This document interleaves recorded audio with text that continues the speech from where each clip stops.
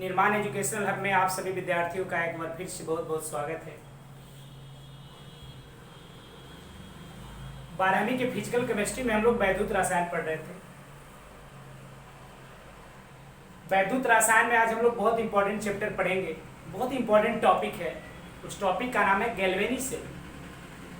जब मैंने वैद्युत रसायन का आगाज किया था तो हम लोग गैल्वेनी सेल से ही स्टार्ट किए थे, गैल्वेनी सेल और वैद्युत अपघट्य सेल।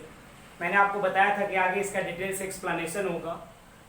तो आज हम लोग गैल्वेनी सेल पढ़ेंगे, लेकिन गैल्वेनी सेल को पढ़ने से पहले हम लोग को लवन सेतु जानना बहुत जरूरी है। लवन सेतु को अंग्रेजी में बोलते हैं सॉल्ट ब्रिज। और यहाँ से बिहार विद्यालय परीक्षा समिति ने सीधा आपसे सवाल पूछा है, लवन सेतु क्या है। ये 2 मार्क्स के सवाल आपके प्रीवियस वर्ष के एग्जामों में पूछी गई है कि लवन सेतु क्या है। तो देखिए, लवन सेतु, इसको अंग्रेजी में बोलते हैं सॉल्ट ब्रिज। लवन सेतु जो है वह कांच का बना एक यू आकार का छिद्रदार ट्यूब होता है। लवन सेतु कांच का बना एक यू आकार का छिद्रदार ट्यूब होता है जिसमें जेली की तरह पदार्थ KNO3 potassium nitrate, potassium chloride तथा अमोनियम नाइट्रेट भरा होता है। तो लवन सेतु जो है वो कांच का बना हुआ एक यू आकार का छिद्रदार ट्यूब होता है जिसमें जेली की तरह पदार्थ पोटेशियम नाइट्रेट, पोटेशियम क्लोराइड तथा अमोनियम नाइट्रेट क्या होता है, बड़ा होता है। अब ये लवन सेतु का कार्य क्या है, ये सवाल आपसे इम्तिहान में नहीं पूछे गए हैं, तो इसको भी जानना बहुत जरूरी है। सॉल्ट ब्रिज जो है या जो लवन सेतु है, ये गैल्वेनी सेल में दोनों अर्ध सेलों को क्या करता है, पूर्ण करता है। यानी ये सर्किट को क्या करता है, कंप्लीट करता है। ये गैल्वेनी सेल में दोनों अर्ध सेलों में उपस्थित आवेश के लिए चालन प्रदान करता है।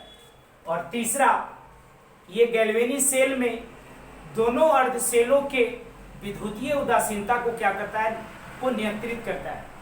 मतलब ये क्या करता है, इलेक्ट्रिकल न्यूट्रलिटी को क्या करता है, कंट्रोल करता है। तो अब हम लोग लवन सेतु को देख लेते हैं। उसके बाद गैल्वेनी सेल का बहुत ही इंटरेस्टिंग क्लास है आज, और गैल्वेनी सेल आपको समझ में आ जाएगा बहुत आसानी से गैल्वेनी सेल क्या है। तो आज हम लोग वैद्युत रसायन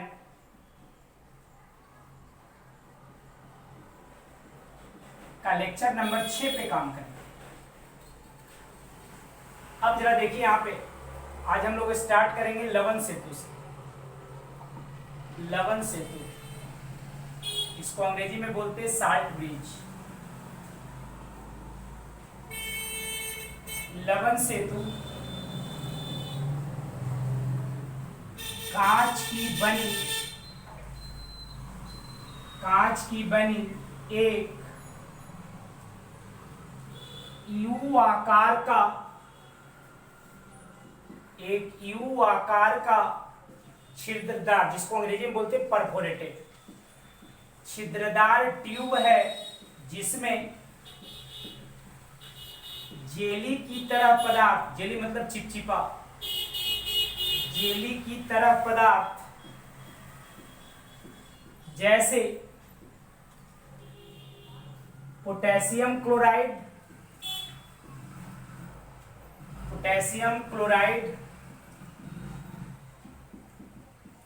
KCl, पोटेशियम नाइट्रेट,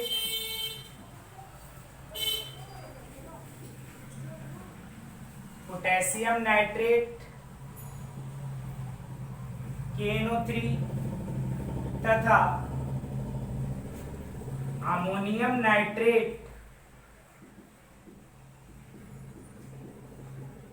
ब्रैकेट में NH4NO3 भरा होता है। NH4NO3 क्या होता है, भरा होता है। अब इसका कार्य जानिएगा।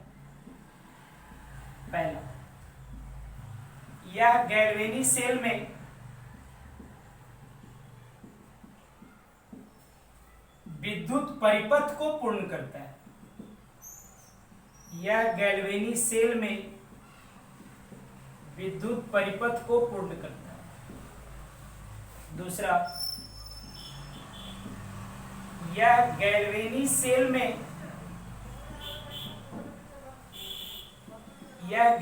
सेल में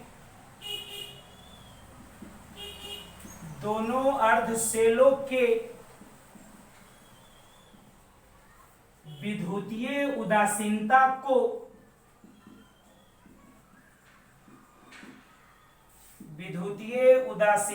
को नियंत्रित करता है। और तीसरा सबसे इंपॉर्टेंट बात, यह गैल्वेनी सेल के दोनों अर्ध सेलों में उपस्थित आवेश को आयनिक चालन प्रदान करता है।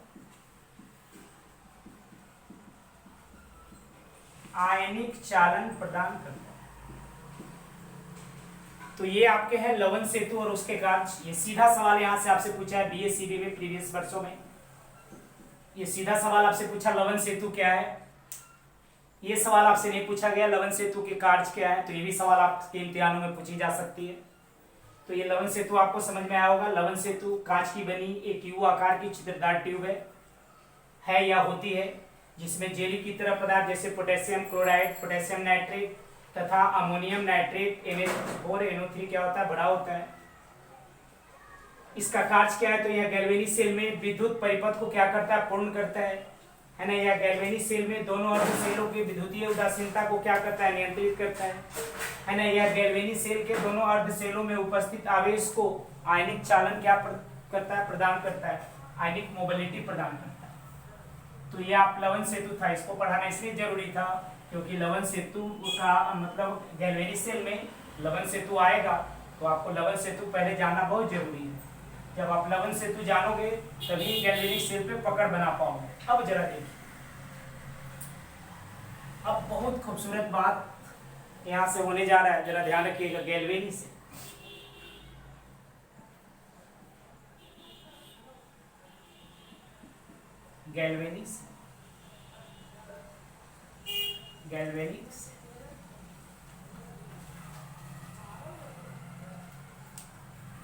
तो मैंने इसके बारे में आपको बताया था कि वैसी युक्ति या वैसी डिवाइस जो रासायनिक ऊर्जा को विद्युत ऊर्जा में क्या करता है, रूपांतरित करता है, उसी को हम लोग क्या कहेंगे, गैल्वेनी सेल।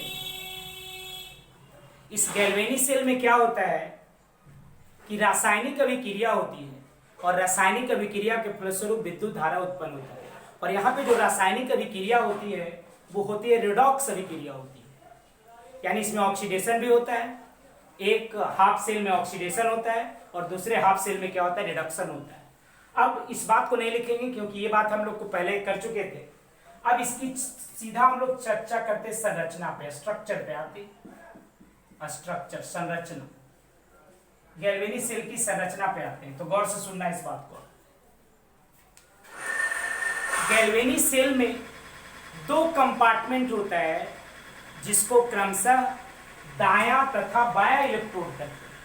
जो दाएं साइड में होगा उसको दायां इलेक्ट्रोड कहेंगे और जो बाएं साइड में होगा उसको क्या कहेंगे, बायां इलेक्ट्रोड। आप ऐसे खड़ा हो जाइए, ये दाहिना हाथ है तो ये दायां इलेक्ट्रोड, ये बामा हाथ है, ये बायां हाथ है, तो इधर क्या कहेंगे, बायां इलेक्ट्रोड। यानी गैल्वेनिक सेल में दो कंपार्टमेंट होते हैं, दो पार्ट होते हैं और उसको हम लोग क्रमशः दायां तथा बायां इलेक्ट्रोड कहते हैं। दायां इलेक्ट्रोड में क्या किया जाता है कि कॉपर के छड़ को कॉपर सल्फेट के विलयन में डुबा दिया जाता है।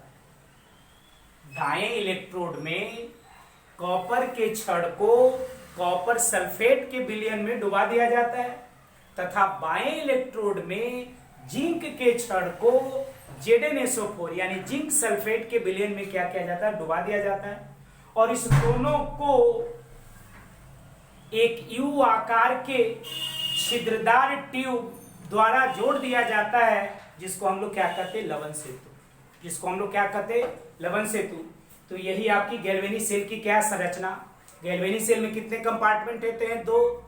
एक को हम लोग क्या कहते हैं, दायां इलेक्ट्रोड और दूसरे को क्या कहते हैं, बायां इलेक्ट्रोड। दाएं इलेक्ट्रोड में कॉपर के छड़ को कॉपर सल्फेट के विलयन में डुबा दिया जाता है और बाएं इलेक्ट्रोड में जिंक के छड़ को ZnSO4 यानी जिंक सल्फेट के विलयन में डुबा दिया जाता है और इस दोनों को एक यू आकार के छिद्रदार ट्यूब से क्या किया जाता है, जोड़ दिया जाता है। यही आपकी क्या है, गैल्वेनिक सेल की क्या संरचना। अब इसका मैकेनिज्म समझिए, क्रियाविधि इसमें क्या होता है भाई।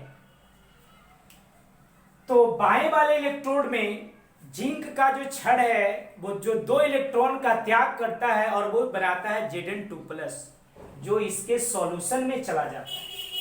इसको हम लोग क्या करते हैं, एक एक्सटर्नल वायर बाहरी तार से जोड़ देते हैं और चूंकि ये जिंक जो है वो कंटिन्यू इलेक्ट्रॉन का क्या करता है, लॉस करता है, इलेक्ट्रॉन का त्याग करता है। और आपको पता है कि जब इलेक्ट्रॉन का त्याग करेगा तो यहाँ पे इलेक्ट्रॉन का कंसंट्रेशन बढ़ेगा, यहाँ पे कौन सा चार्ज आएगा, नेगेटिव चार्ज आएगा। अब यहाँ पे इलेक्ट्रॉन की अधिकता है तो एक्सटर्नल वायर द्वारा ये कहाँ चला जाता है, दाएं इलेक्ट्रॉन में, जहां कॉपर सल्फेट के विलयन में Cu2+ आयन इसका बेसब्री से क्या करता रहता है, इंतजार करता रहता है। तो चूंकि ये जो लेफ्ट वाला इलेक्ट्रोड है इस पे ऑक्सीडेशन की क्रिया होती है, इसीलिए इसको हम लोग क्या कहते हैं, एनोड कहते हैं। और राइट वाला जो इलेक्ट्रोड है इस पे रिडक्शन की क्रिया होती है, इसीलिए इसको हम लोग क्या कहते हैं, कैथोड कहते हैं। कुछ समय के बाद क्या होता है कि जिंक का जो छड़ है वो पतला हो जाता है और कॉपर का जो छड़ होता है वो क्या होता है, मोटा हो जाता है।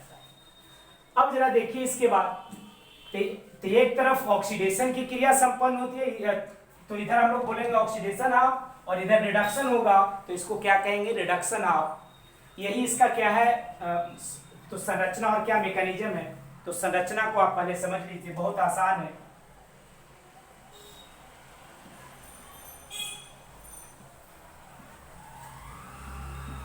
ये जिंक का छड़ है, Zn रेड है, इसको कहां डाला गया, ZnSO4 के सॉल्यूशन में। ये नेगेटिव है, एनोड कहलाता है। दाएं वाले इलेक्ट्रोड में क्या है, ये कॉपर रेड है, इसको कहां डाला गया है, CuSO4 के विलयन में, और दोनों को एक यू आकार के परफोरेटेड ट्यूब से जोड़ दिया जाता है। परफोरेटेड मतलब छिद्रदार, इसको हम लोग बोलते हैं साल्ट ब्रिज। इस पे प्लस चार्ज है, ये कहलाता है कैथोड। अब जरा देखिए यहां से, अब इस दोनों को एक एक्सटर्नल वायर से हम लोग क्या करते हैं, जोड़ देते हैं।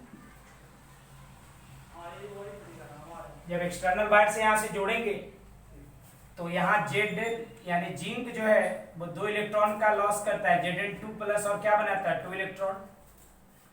यहाँ जो कॉपर 2+ है ये 2 इलेक्ट्रॉन को क्या करता है, गेन यहाँ से क्या बनाता है, कॉपर। अब चूंकि देखिए यहाँ पे इलेक्ट्रॉन ज्यादा है तो इलेक्ट्रॉन इधर से फ्लो करेगा, इलेक्ट्रॉन इधर से फ्लो करता है, और जब इलेक्ट्रॉन इधर से फ्लो करेगा तो करंट इसके अपोजिट डायरेक्शन में फ्लो करेगा, इधर आ जाएगा आई। तो ये गैल्वेनिक सेल की क्या स्ट्रक्चर है, ये किताब में बहुत अच्छी तरह से बना हुआ है, निर्माण एग्जामिनेशन केमिस्ट्री में, उसको देख लीजिएगा। तो अब इसकी संरचना को हम लोग क्या करते हैं, लिखते हैं। अब जरा देखिए, अब इसका मैकेनिज्म के बारे में मैंने बता रहा था कि लेफ्ट वाले इलेक्ट्रोड में क्या है कि जिंक जो है वो 2 इलेक्ट्रॉन का त्याग करता है और Zn2+ आयन बनाता है, जो यहाँ का इसके सॉल्यूशन में चला जाता है। और यहाँ पे धीरे धीरे इलेक्ट्रॉन का कंसंट्रेशन बढ़ता है, इसलिए यहाँ पे कौन सा चार्ज आता है, नेगेटिव। और इलेक्ट्रॉन का लॉस क्या होता है, ऑक्सीडेशन। अब यहाँ से जो इलेक्ट्रॉन है वो एक्सटर्नल वायर के द्वारा कहाँ जाता है, कॉपर 2+, यानी यहाँ पे आपका क्या हो रहा है, ऑक्सीडेशन, और यहाँ पे आपका क्या हो रहा है, रिडक्शन हो रहा है। यानी इस वाले हाफ में ऑक्सीकरण हो रहा है और इस वाले हाफ में क्या हो रहा है, अवकरण हो रहा है। तो ये आपका गैल्वेनिक सेल की संरचना है और उसका क्या है, मैकेनिज्म है। तो अब इसको हम लोग राइट डाउन कर लेते हैं। स्ट्रक्चर आप समझ ही गए, इसमें कुछ करने की जरूरत नहीं है सारा। अब जरा देखिए,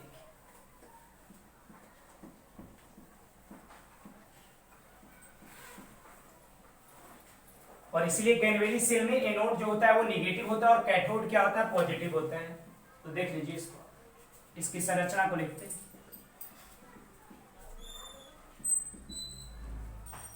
गैल्वेनिक सेल में 2 कंपार्टमेंट होते हैं, या 2 भाग भी आप लिख सकते हैं। दो कंपार्टमेंट होते हैं जिन्हें क्रमशः दायां एवं बायां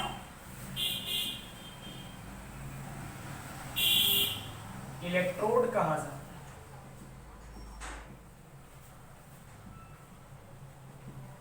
दायां इलेक्ट्रोड में कॉपर के छड़ को कॉपर सल्फेट के विलयन में डुबा दिया जाता है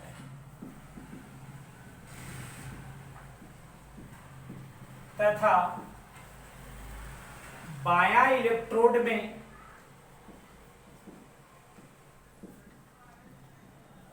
जिंक के छड़ को Zn-SO4 के विलयन में डुबा दिया जाता है। दोनों को एक यू आकार के छिद्रदार ट्यूब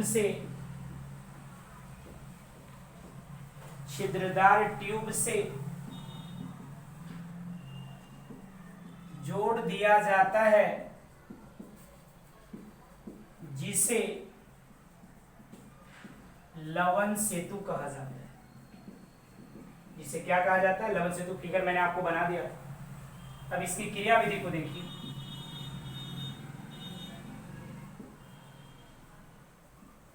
बाएं इलेक्ट्रोड में जिंक 2 इलेक्ट्रॉन का त्याग कर Zn2+ आयन का निर्माण करता है।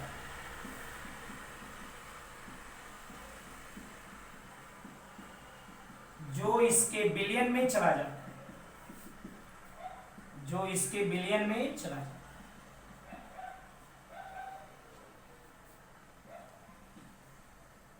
दाएं इलेक्ट्रोड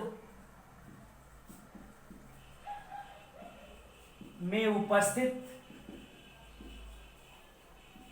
कॉपर 2+ आयन आने वाले इलेक्ट्रॉन का ग्रहण कर कॉपर का निर्माण करता है।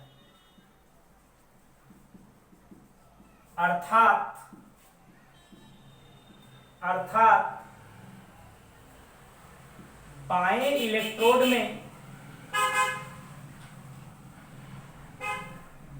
इलेक्ट्रोड में ऑक्सीकरण की क्रिया संपन्न होती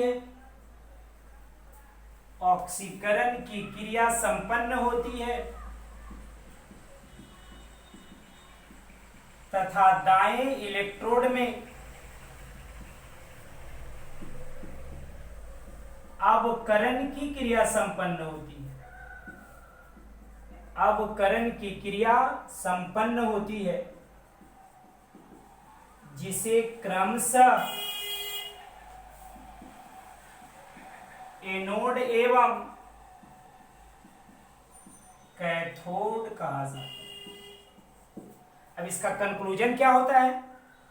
तो कुछ समय के बाद जिंक का जो छड़ है वो पतला हो जाता है और कॉपर का छड़ क्या होता है? मोटा। लेफ्ट वाले साइड में ऑक्सीडेशन की क्रिया संपन्न होती है, इसको बोलते हैं लेफ्ट, तो इसको बोलते हैं ऑक्सीडेशन हाफ सेल। और राइट वाले में मतलब अपकरण की क्रिया होती है, इसलिए इसको बोलते हैं रिडक्शन हाफ सेल। और इसका जो निष्कर्ष निकलता है कि कॉपर का छड़ कुछ देर के बाद क्या हो जाता है? पतला। और जिंक का छड़ कुछ देर के बाद क्या हो जाता है? पतला। और कॉपर का छड़ कुछ देर के बाद क्या हो जाता है? मोटा।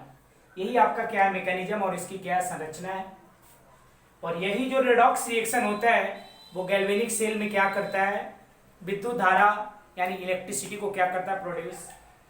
चूंकि अभी आपने देखा कि मतलब इसमें इलेक्ट्रॉन का फ्लो किधर से हो रहा था? एनोड से किधर? कैथोड की ओर। और विद्युत धारा का फ्लो किधर से हो रहा था?